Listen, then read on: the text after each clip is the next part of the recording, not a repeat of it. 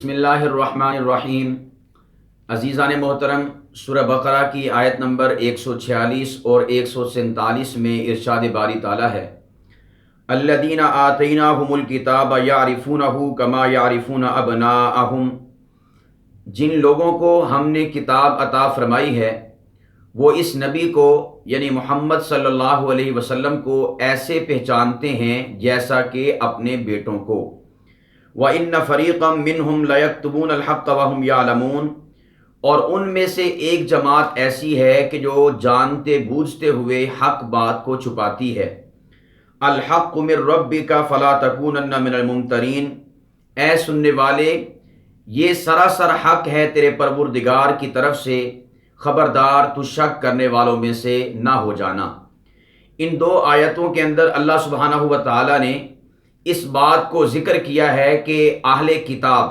یعنی جن کو اللہ رب العالمین نے تورات، زبور، انجیل عطا فرمائی ہے، وہ لوگ نبی پاک صلی اللہ علیہ وسلم کو اس طرح جانتے اور پہچانتے ہیں کہ جس طرح کوئی شخص اپنے بیٹے کو جانتا ہے۔ اب یہ بات بڑی قابل غور ہے۔ اب یہاں پر سوال یہ اٹھتا ہے کہ کیا اہل کتاب واقعتاً نبی کریم صلی اللہ علیہ وسلم کو جانتے اور پہچانتے تھے؟ تو یہ تو بات روز روشن کی طرح واضح ہے، اس لیے کہ قرآن کریم میں اللہ رب العالمین نے فرمایا کہ وہ جانتے بھی تھے اور پہچانتے بھی تھے۔ اس کے علاوہ اگر ہم آج کی ڈیٹ میں جو ان کی بائبل ہے، جو تورات ہے، زبور ہے، انجیل ہے یا صحائف انبیاء ہیں، ان کو دیکھیں تو اس میں بھی نبی کریم صلی اللہ علیہ وسلم کا جا بجا ذکر موجود ہے۔ یعنی حضور کے زمانے میں جو ان کے پاس تورات، زبور، انجیل یا دیگر انبیاء کے صحائف تھے، ان میں تو حضور کا ذکر تھا ہی، لیکن آپ صلی اللہ علیہ وسلم کی بعثت کے، حضور کی پیدائش، حضور کے اعلان نبوت کے بعد سے لے کر آج تک جو ان کے پاس بائبل ہے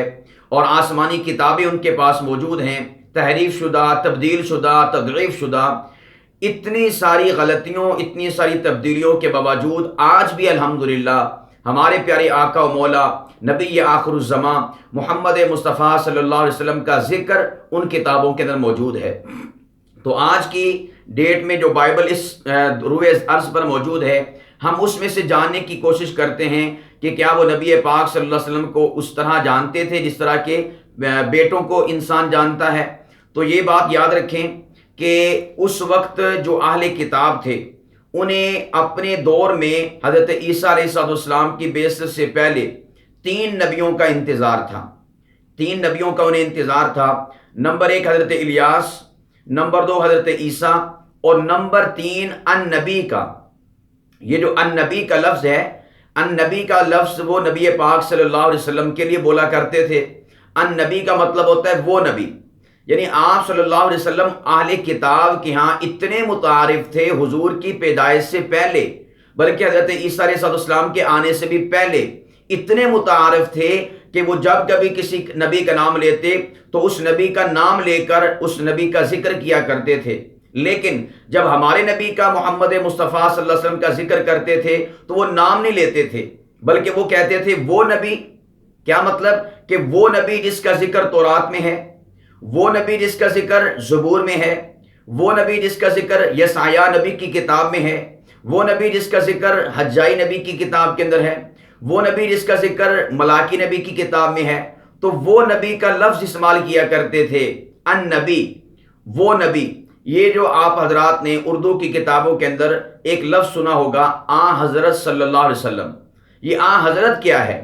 یہ آن حضرت انہی آسمانی کتابوں کا لفظ ہے۔ آن فارسی کے اندر وہ کو کہتے ہیں اور حضرت نبی پاک صلی اللہ علیہ وسلم کو کہتے ہیں، گویا کہ آن حضرت کا مطلب ہے وہ نبی۔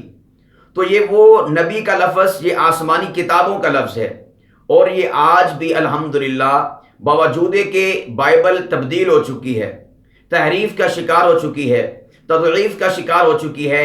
آج بھی نبی پاک صلی اللہ علیہ وسلم کا ذکر خیر جا بجا بائبل کے اندر موجود ہے۔ اور یہ جو میں نے ابھی آپ کے سامنے ذکر کیا کہ ان لوگوں کو 3 نبیوں کا انتظار تھا، اور تیسرے نبی تھے النبی، یعنی وہ نبی۔ اور وہ نبی کون تھے؟ ہمارے پیارے آقا و مولا نبی کریم صلی اللہ علیہ وسلم۔ یعنی ان کی کتابوں میں ذکر ہی اتنا تھا حضور علیہ السلام کا، چرچا ہی اتنا تھا، تذکرہ ہی اتنا تھا کہ نام لینے کی ضرورت نہیں ہوتی تھی، بس کہتے تھے وہ نبی۔ جیسے کہ میں نے پہلے عرض کیا وہ نبی جس کا ذکر تورات میں ہے، وہ نبی جس کا ذکر یسایہ نبی کی کتاب کے اندر ہے، صرف وہ نبی کا لفظ استعمال کرنا پڑتا تھا۔ تو آج کی ہم بائبل کے اندر دیکھتے ہیں، یہ میرے ہاتھ میں کلام مقدس کتاب مقدس بائبل ہے۔ اس میں جو انجیل ہیں، 4 قسم کی اناجیل ہیں، اناجیل اربع جس کو کہا جاتا ہے، ان میں سے آخری انجیل ہے مقدس یوحنا کی انجیل، یہ والی۔ اس کا باب نمبر 1 ہے اور آیت نمبر 19 سے آغاز ہو رہا ہے کہ حضرت یحییٰ علیہ السلام بنی اسرائیل میں نبوت فرما رہے تھے۔ اس موقع پر یہودیوں نے اپنے لاوی اور کاہن، جو بڑے ان کے کہہ لے کہ اس موقع پر ولی ہوا کرتے تھے ان کی سوسائٹی کے اندر، یا اللہ والے ہوا کرتے تھے، یا علماء ہوا کرتے تھے، ان کو بھیجا کہ جاؤ یہ جو شخص نبوت کر رہا ہے، نبوت کی باتیں کرتا ہے، اس سے پوچھ کے آؤ کہ یہ کون ہے۔ اور جو میں نے پہلے عرض کیا کہ 3 نبیوں کے بارے میں پوچھنا ہے، الیاس اور عیسیٰ، اور اسی طور پر النبی کے بارے میں لفظ بلفظ پڑھتا ہوں مقدس یوحنا سے، آپ سماعت کیجئے گا۔ شہادت یوحنا 19 نمبر آیت سے آغاز ہو رہا ہے، شہادت یوحنا۔ اور یوحنا کی شہادت یہ ہے، یوحنا حضرت یحییٰ علیہ السلام کو کہا جاتا ہے کہ جب یہودیوں نے یروشلم سے کاہن اور لاوی اس کے پاس یہ پوچھنے کو بھیجے کہ تو کون ہے، کیونکہ ان کو 3 نبیوں کا انتظار تھا، تو اس سے پوچھنے کے لیے بھیجا اپنے بندوں کو کہ پوچھ کے آؤ کہ وہ کون ہے۔ تو اس نے اقرار کیا اور انکار نہ کیا، بلکہ اقرار کیا کہ میں تو المسیح نہیں ہوں۔ پہلا حضرت عیسیٰ کا انکار کر دیا کہ میں جو ہوں نا تو میں المسیح نہیں ہوں، جن 3 نبیوں کا تمہیں انتظار ہے ان میں سے جو ایک نبی ہے عیسیٰ، میں وہ نہیں ہوں۔ تب انہوں نے اس سے پوچھا پھر کیا تم الیاس ہے؟ اس نے کہا کہ میں نہیں ہوں، یعنی الیاس بھی نہیں ہوں، 2 نبی ہو گئے۔ اب اس کے بعد تیسرا، کیا تو النبی ہے؟ اس نے جواب دیا کہ نہیں۔ اب دیکھیں مقدس یوحنا کے اندر 3 انبیاء علیہ السلام کا ذکر ہے کہ یہودی 3 انبیاء کے بارے میں پوچھا کرتے تھے کہ کیا آپ مسیح ہیں، کیا آپ الیاس ہیں، کیا آپ النبی ہیں؟ تو حضرت یحییٰ علیہ السلام نے کہا نہ تو میں عیسیٰ ہوں، نہ میں الیاس ہوں، نہ ہی النبی ہوں۔ تو یہ بات تو پکی ہو گئی کہ عیسائیوں کو، یہودیوں کو، اہل کتاب کو، بلکہ عیسائی تو حضرت عیسیٰ کے بعد بنے، مطلب جو اس وقت اہل کتاب تھے انہیں 3 نبیوں کا انتظار تھا۔ تو اب اس کے بعد دیکھیں ہم انجیل کو دیکھتے ہیں تو انجیل جو عیسائی لوگ ہیں حضرت عیسیٰ کو ماننے والے ہیں، گویا کہ حضرت عیسیٰ آگے، اور انجیل کہتی ہے کہ حضرت الیاس علیہ السلام جو ہے وہ بھی تشریف لا چکے ہیں، گویا کہ 2 نبی آگے۔ اب سوال یہ بنتا ہے کہ یہ جو النبی ہے یہ کہاں پر ہے؟ ہمارا اس دنیا عیسائیت سے یہ سوال ہے کہ النبی کون ہے، النبی کہاں پر ہے؟ تو یہاں پر آ کر وہ خاموش ہو جائیں گے، بتا نہیں پائیں گے، اس لیے کہ النبی وہ کون ہیں؟ النبی اولیٰ بالمؤمنین من انفسہم وازواجہ امہاتہم، النبی وہ ہیں جن کا ذکر اللہ رب العالمین نے آسمانی کتابوں میں فرمایا اور قرآن کریم کے اندر بھی ان کو النبی کے لفظ سے یاد فرمایا۔ سورہ احزاب آیت نمبر 6 کے اندر پارہ نمبر 21 میں اللہ پاک نے یہی جو سیم ٹو سیم لفظ مقدس یوحنا کے اندر آج بھی موجود ہے، النبی کا یہی لفظ قرآن کریم کے اندر موجود ہے نبی پاک صلی اللہ علیہ وسلم کی ذات بابرکت کے لیے۔ اور اسی طور پر بلکہ قرآن کریم کی اس کے اوپر شہادت بھی ہے۔ سورہ اعراف کے اندر آیت نمبر 157 میں اللہ پاک فرماتے ہیں النبی الامی الذی یجدونہ مکتوبا عندہم فی التوراۃ والانجیل، فرمایا کہ وہ جو نبی امی ہے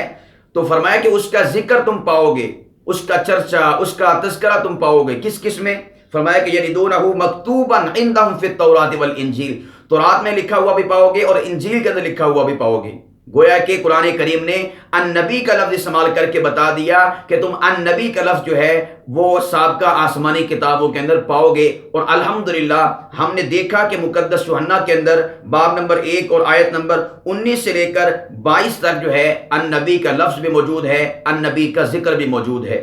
تو یہ اہل کتاب جو ہیں یہ نبی پاک صلی اللہ علیہ وسلم کو اس زمانے میں بھی جانتے اور پہچانتے تھے اور آج کی ڈیٹ میں بھی جانتے اور پہچانتے ہیں۔ اصل مسئلہ یہ ہے کہ ایمان کس چیز کا نام ہے؟ ایمان پیارے آقا نبی کریم صلی اللہ علیہ وسلم کو جاننے اور پہچاننے کا نام نہیں ہے۔ یہ بات بڑی قابل غور ہے، حضور کو جاننا اور پہچاننا اس چیز کا نام ایمان نہیں ہے۔ آپ صلی اللہ علیہ وسلم کو ماننا اور حضور علیہ السلام کی ماننا اس چیز کا نام ایمان ہے۔ ورنہ حضور کو تو اہل کتاب جانتے بھی تھے، پہچانتے بھی تھے۔ کیا ابو جہل حضور کو جانتا اور پہچانتا نہیں تھا؟ کیا مشرکین عرب حضور کو جانتے اور پہچانتے نہیں تھے؟ وہ جانتے بھی تھے، پہچانتے بھی تھے، تو پھر صاحب ایمان کیوں نہیں؟ اس لیے کہ وہ مانتے نہیں تھے۔ ابو جہل نے حضور کو جانا بھی، پہچانا بھی،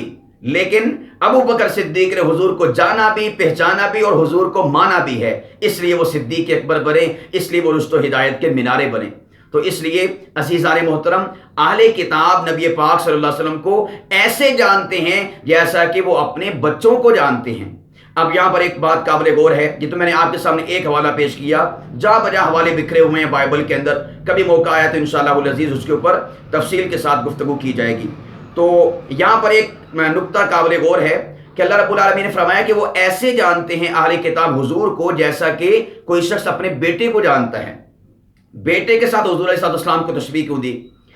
اس لیے وجہ شبہ کیا ہے؟ دو آپ کے سامنے عرض کرتا ہوں۔ نمبر ایک وجہ شبہ یہ ہے کہ انسان اپنے بیٹے کو دلائل کی بنیاد پر جانتا ہے، اور بیٹا جو ہے اپنے باپ کو سن کر جانتا ہے، مانتا ہے، لیکن دلائل کی بنا پر نہیں جانتا اور مانتا۔ یعنی باپ کو پتا ہوتا ہے دلائل کی بنا پر کہ یہ میرا بیٹا ہے، لیکن بیٹے کو نہیں پتا ہوتا۔ بیٹا تو سن کر لوگوں کی زبانوں سے یا اپنے باپ کی زبان سے یا اپنے باپ کے پیار اور محبت کو دیکھ کر اپنے باپ کو باپ سمجھتا ہے، لیکن باپ کو پتا ہوتا ہے کہ یہ میرا بیٹا ہے۔ تو اللہ پاک کی ذات نے یہاں پر جو حضور علیہ السلام کو تشبیہ دی ہے کہ آپ صلی اللہ علیہ وسلم کو تو وہ اس طرح جانتے ہیں جس طرح کہ اپنے بیٹوں کو، یہ اس وجہ سے دی ہے کہ وہ آپ صلی اللہ علیہ وسلم کو دلائل کی بنیاد پر جانتے تھے، سن کر نہیں کہ اس سے سنا اس سے سنا بھی کوئی نبی آیا تھا یا کسی نے کہا کہ نبی آئے گا، ایسا نہیں، دلائل اور براہین کی بنیاد کے اوپر وہ آپ صلی اللہ علیہ وسلم کو جانتے تھے، جس طرح باپ جو ہے بیٹے کو دلائل کی بنیاد پر جانتا ہے۔ اور آج بھی دلائل بائبل کے اندر بکھرے ہوئے موجود ہیں۔ اور اسی طور پر دوسری وجہ یہ تھی کہ آپ صلی اللہ علیہ وسلم کو اللہ پاک کی ذات نے جو بیٹے کے ساتھ تشبیہ دی ہے کہ وہ بیٹے کی طرح حضور علیہ السلام کو جانتے اور پہچانتے ہیں، اس کی وجہ یہ ہے کہ آپ صلی اللہ علیہ وسلم کو اتنا وہ جانا کرتے تھے کہ کفار اپنی پیدائش سے پہلے آپ صلی اللہ علیہ وسلم کو جانتے تھے دلائل کی بنیاد کے اوپر۔ یعنی آپ صلی اللہ اپنی پیدائش سے پہلے، حضور علیہ السلام کی جو پیدائش تھی اس سے پہلے وہ جانتے تھے۔ جس طرح ایک بچہ ہوتا ہے، بچے کی پیدائش سے باپ جو ہے پہلے سمجھ لیتا ہے کہ یہ جو میرا نطفہ ہے یہ میرا ہی ہے، تو اس کی پیدائش سے پہلے جو ہے اس کو جانا جاتا ہے۔ اسی طور پر نبی پاک صلی اللہ علیہ وسلم کی پیدائش سے پہلے، حضور کی آمد سے پہلے اہل کتاب کو اور دنیا کو پتا تھا کہ ایک نبی تشریف لائیں گے اور اس کا نام محمد مصطفیٰ صلی اللہ علیہ وسلم ہوگا، ان کا ذکر یہ ہوگا، ان کے اخلاق یہ ہوں گے، ان کے اوصاف یہ ہوں گے، ان کا شہر یہ ہوگا، ان کا مسکن یہ ہوگا، ان کے اصحاب یہ ہوں گے۔ مکمل تفصیلات کے ساتھ اللہ پاک کی ذات نے حضور کی پیدائش سے پہلے ذکر کر دیا تھا۔ اس لیے اللہ پاک کی ذات نے تشبیہ دی ہے بیٹے کے ساتھ، وہ اس وجہ سے دی ہے نمبر دو بنیاد کے اوپر کہ انسان بیٹے کو پیدائش سے پہلے جانتا ہے۔ اسی طرح اہل کتاب حضور کو حضور کی پیدائش اور آمد سے پہلے جانتے تھے، اس لیے اللہ پاک کی ذات نے آپ صلی اللہ علیہ وسلم کو یہاں پر بیٹے سے تشبیہ دی۔ تو یہ بیٹے کے حوالے سے جو تشبیہ دی تھی اس کی وجہ شبہ میں نے آپ کے سامنے دو عرض کی ہیں۔ اللہ پاک فرماتے ہیں وَإِنَّ فَرِيقًا مِّنْهُمْ لَيَكْتُمُونَ الْحَقَّ وَهُمْ يَعْلَمُونَ، ان میں سے ایک جماعت ایسی ہے جو جانتے بوجھتے ہوئے، علم رکھتے ہوئے حق بات کو چھپا لیتے ہیں۔ یہاں پر یہ بات یاد رکھیں، اہل کتاب میں ایک جماعت ایسی تھی جنہوں نے حق بات کو جانا، پہچانا، دیکھا، دلائل سمجھے اور حضور علیہ السلام پر ایمان لے آئے، جیسا کہ عبداللہ بن سلام رضی اللہ تعالیٰ عنہ، کعب احبار رحمہ اللہ و رضی اللہ تعالیٰ عنہ،